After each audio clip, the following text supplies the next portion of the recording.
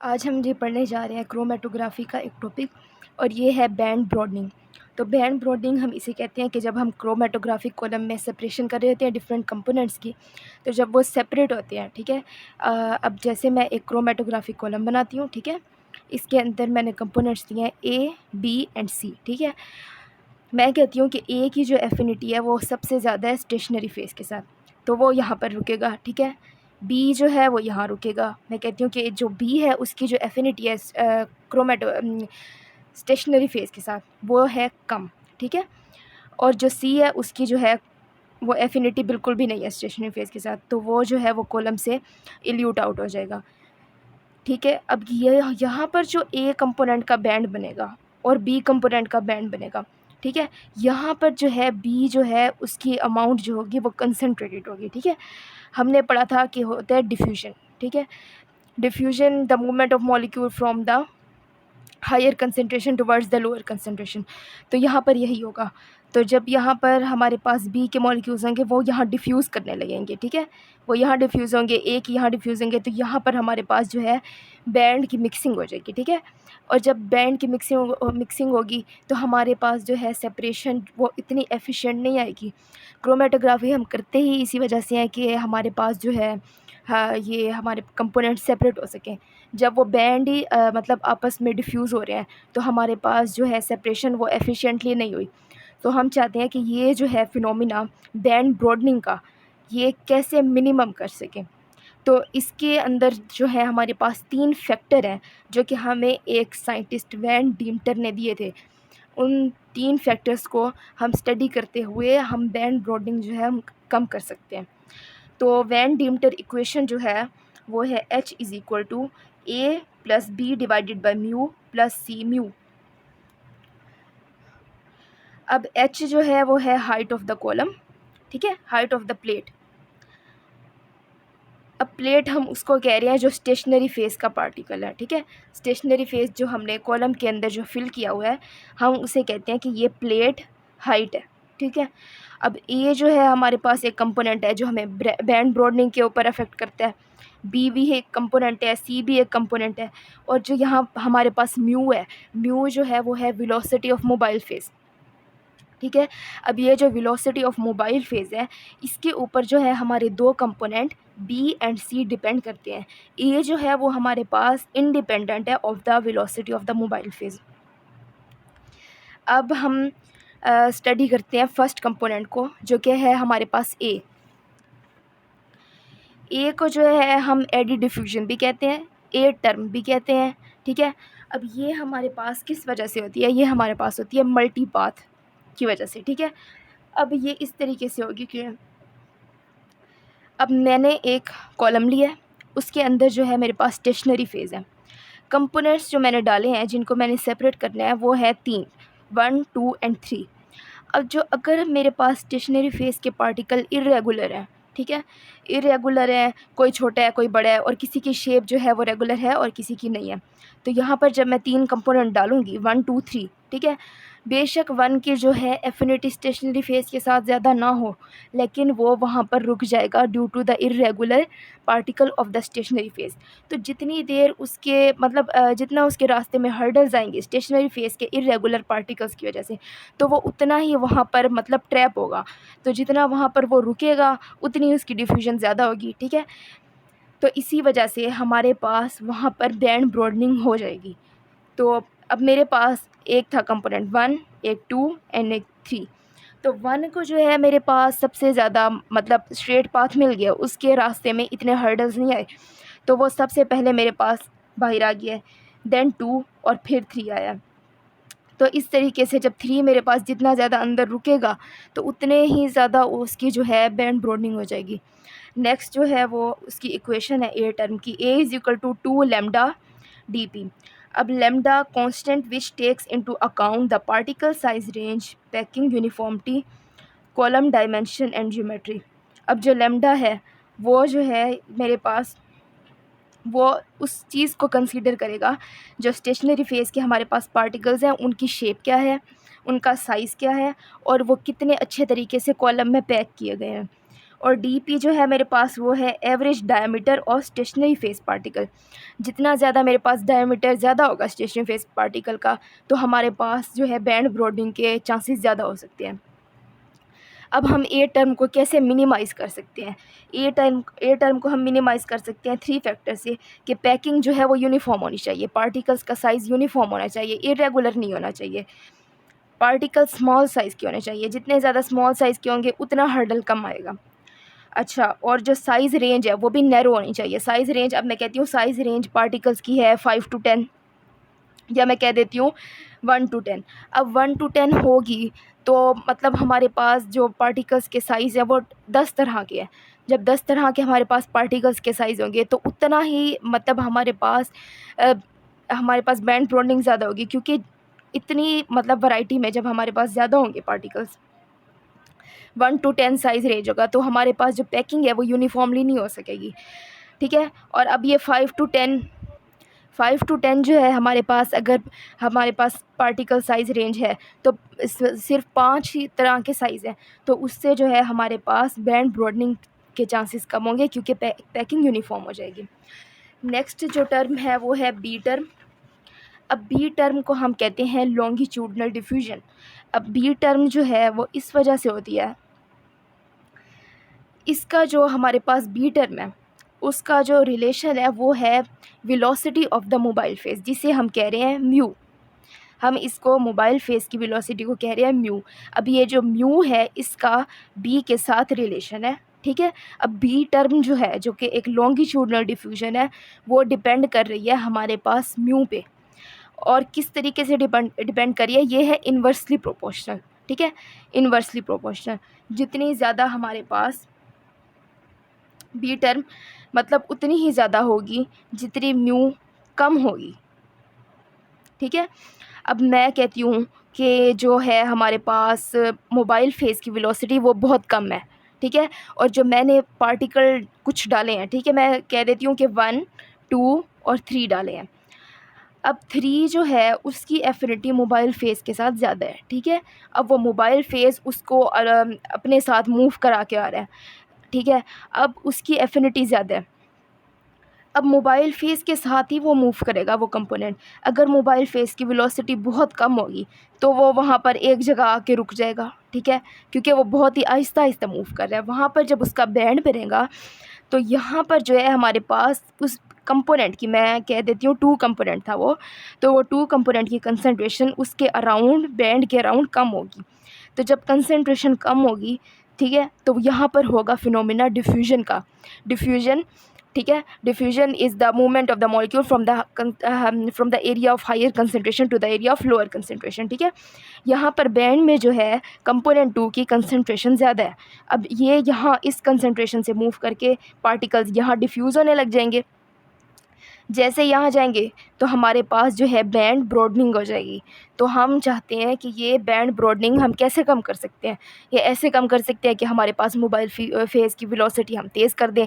जितनी ज़्यादा वो तेज़ होगी तो वो उतना ही फास्टली मूव करा लेगा कंपोनेंट 2 को अपने साथ, और वो वहाँ पर मतलब स्टक नहीं होंगे दरमियान में। तो हमारे पास लॉन्गिट्यूडनल डिफ्यूजन के चांसेस कम हो जाएंगे। अब इसकी इक्वेशन है B=2 गैमा DM। ठीक है, अब 2 जो है मेरे पास एक है कोएफिशिएंट, गैमा जो है वो मेरे पास है ऑब्स्ट्रक्शन और hindrance factor dependent on the characteristic of the packing. ये भी कुछ हद तक मतलब पैकिंग पर डिपेंड करता है ये बी टर्म। नेक्स्ट जो है मेरे पास वो है DM, diffusion coefficient of the component in the mobile phase. अब मैं कहती हूँ the contribution of B term to the van Deemter equation is most important at low mobile phase velocity. क्यों इम्पोर्टेंट हो गया ये कंपोनेंट, बी टर्म क्यों important हो गई at low mobile phase velocity की वजह से? वो इस वजह से इम्पोर्टेंट हो गई क्योंकि जितनी मोबाइल फेज की वेलोसिटी कम होगी उतना ही वो कंपोनेंट दरमियान में रुकेगा, उतनी ही ज़्यादा जो है हमारे पास लॉन्गिट्यूडनल डिफ्यूजन होगी। तो बी टर्म को जो है हम गैसेस में ज़्यादा कंसीडर करते हैं, क्योंकि गैसेस में जो डिफ्यूजन का रेट होता है वो 10⁻⁴ टाइम्स ग्रेटर होता है एज़ कम्पेयर टू लिक्विड। तो हम गैस फेस क्रोमेटोग्राफी, जो हम गैस फेस क्रोमेटोग्राफी कराते हैं उसके अंदर जो है हम बी टर्म को ज़्यादा कंसीडर करते हैं। नेक्स्ट जो है वो है हमारे पास सी टर्म। ठीक है, सी टर्म जो है हम उसे मैस ट्रांसफ़र भी कहते हैं। अब ये सी टर्म इस वजह से होती है, ये भी डिपेंड करती है मोबाइल फेज़ की वेलोसिटी के ऊपर। अब जो है सी टर्म किस तरीके से डिपेंड करती है मोबाइल फेज़ की वेलोसिटी के ऊपर, ये जो है डायरेक्टली प्रोपोर्शनल है मोबाइल फेज़ की वेलोसिटी के। बी टर्म जो थी वो इन्वर्सली प्रोपोर्शनल थी मोबाइल फेज़ की वेलोसिटी के साथ। मतलब अगर हम बी टर्म कम करना चाहते हैं तो हमें मोबाइल फेज़ वेलोसिटी बढ़ानी पड़ेगी। ये जो बी टर्म है, ए टर्म है, सी टर्म है, ये हमारे पास एक डिफ्यूजन्स है, मतलब ये बैंड ब्रॉडनिंग के फैक्टर्स हैं, तो हमने इनको कम करना है। तो अगर मैं बी टर्म को कम करना चाहती हूँ, मैं मोबाइल फेज़ की वेलोसिटी को बढ़ाऊँगी। ठीक है, जब मैं मोबाइल फेज़ की वेलोसिटी को बढ़ाऊँगी तो वो क्या अफेक्ट करेगा, सी टर्म को, सी टर्म भी बढ़ जाएगी। ठीक है, अब सी टर्म पहले देख लेते हैं कि होता क्या है। जब मोबाइल फेज़ की वेलोसिटी बहुत ज़्यादा होगी, अब मोबाइल फेज़ जो है हमारे पास कैरियर होता है हमारे पास कंपोनेंट्स का, जिनको हमने सेपरेट करना होता है। ठीक है, अब वो जो कंपोनेंट्स सेपरेट होने हैं वो है हमारे पास मोबाइल फेज़ के अंदर। अब वो मोबाइल फेज़ कैरी करता हुआ जाएगा स्टेशनरी फेज़ के अंदर से।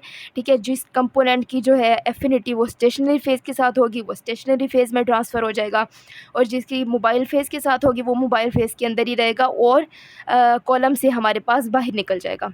ठीक है, अब मेरे पास मोबाइल फेज़ की वेलोसिटी बहुत फ़ास्ट है और उसके अंदर एक ऐसा कंपोनेंट है जिसकी जो है एफिनिटी स्टेशनरी फेज़ के साथ थी। ठीक है, लेकिन वो इतना फास्टली मूव किया कि कुछ कंपोनेंट, अब मैं कहती हूँ इतनी सी लाइन थी, ठीक है, और ये मोबाइल फेज़ के अंदर थी। ठीक है, मोबाइल फेज़ के अंदर थी। अब यहाँ पर स्टेशनरी फेज़ ने क्या किया, उसको मतलब स्टिक करने की कोशिश की। ठीक है, लेकिन मोबाइल फेज़ इतना फास्टली मूव कर रहा था कि यूँ कंपोनेंट्स उस वो जो कंपोनेंट था जिसकी स्टेशनरी फेज़ के साथ एफिनिटी थी वो फैल गया। ठीक है, मोबाइल फेज़ के साथ तो वो एफिनिटी कुछ तो रखता था। ठीक है, क्योंकि मोबाइल फेज़ के अंदर था, हमने डाला हुआ था, तो मोबाइल फेज़ इतना फास्टली मूव किया कि यहाँ पर जो है हमारे पास वो कंपोनेंट्स वो हमारे पास फैल गए। ठीक है, वो वाला कंपोनेंट फैल गया और हमारे पास बैंड ब्रॉडनिंग हो गई। ठीक है, अब यहाँ पर हमारे पास कुछ टाइम चाहिए होता है कि मोबाइल फेज़ जो है वो स्टेशनरी फेज़ के ऊपर कुछ देर रहे, ताकि जिस कंपोनेंट की एफिनिटी स्टेशनरी फेज़ के साथ है वो इक्विलिब्रियम करता हुआ कि यहाँ पर हमारे पास इक्विलिब्रियम होगा कि इस कंपोनेंट का, कि वो यहाँ पर भी मूव करेगा, यहाँ पर भी मूव करेगा। ठीक है, अब जिस कंपोनेंट मतलब जिस स्टेशनरी फेज़ के साथ अगर होगी या फिर मोबाइल फेज़ के साथ होगी तो वो उस तरफ इक्विलिब्रियम ज़्यादा शिफ्ट हो जाएगा। तो हमारे पास उसको इनफ टाइम मिला ही नहीं मोबाइल फेज़ की फ़ास्ट वेलोसिटी की वजह से कि वो वहाँ पर अपना इक्विलिब्रियम मेंटेन कर सके। ठीक है, उसे टाइम मिला ही नहीं। यहाँ पर वो वहाँ पर स्टिक किया, लेकिन उसे बाद में पता चला कि मोबाइल फेज़ के साथ उसकी ज़्यादा थी, वो यहाँ जाने लगा और यहाँ पर हमारे पास बैंड ब्रॉडनिंग होगी। ठीक है, काफ़ी सारे केसेस हो सकते हैं कि वो स्टेशनरी फेज़ के साथ एफिनिटी ज़्यादा थी और जो है वो यहाँ पर बैंड ब्रॉडनिंग हो गई, या फिर मोबाइल फेज़ के साथ थी वो वापस आने लगा इक्विलिब्रियम में, तो यहाँ पर कुछ मतलब उसका जो पार्ट है वो स्टेशनरी फेज़ के अंदर रह गया। तो इस तरीके से हमारे पास जो है सी टर्म वो अफेक्ट करती है। अब यहाँ पर हम इसकी थ्योरी देख लेते हैं। Equilibrium between mobile phase and stationary phase is never realised, it takes time for analyte हमारे पास बात कर रहे हैं जो कंपोनेंट्स हमने सेपरेट करने हैं, to move from the mobile phase into the stationary phase, मतलब कुछ टाइम लगता है एनालिट को मोबाइल फेज़ से स्टेशनरी फेज़ में मूव करने के लिए। Because no equilibrium is reached, equilibrium तो हमारे पास रीच ही नहीं हुआ। Some of the analyte are swept ahead of the main band. अब मेरे पास यहाँ पर स्टेशनरी फेज़ के अंदर वो बैंड बन गया था, लेकिन जो है मोबाइल फेज़ इतना फास्टली मूव कर रहा था कि उसने कंपोनेंट्स को अपने साथ ड्रैग किया और यहाँ पर हमारे पास बैंड ब्रॉडनिंग हो गई। ठीक है, यहाँ पर उसने बैंड ब्रॉडनिंग करवा दी। It also takes time for molecule to move back out of the stationary phase, कि अगर हमारे पास स्टेशनरी फेज़ के साथ उसकी एफिनिटी नहीं भी है तो उसको कुछ टाइम लगेगा मोबाइल फेज़ के अंदर जाने में।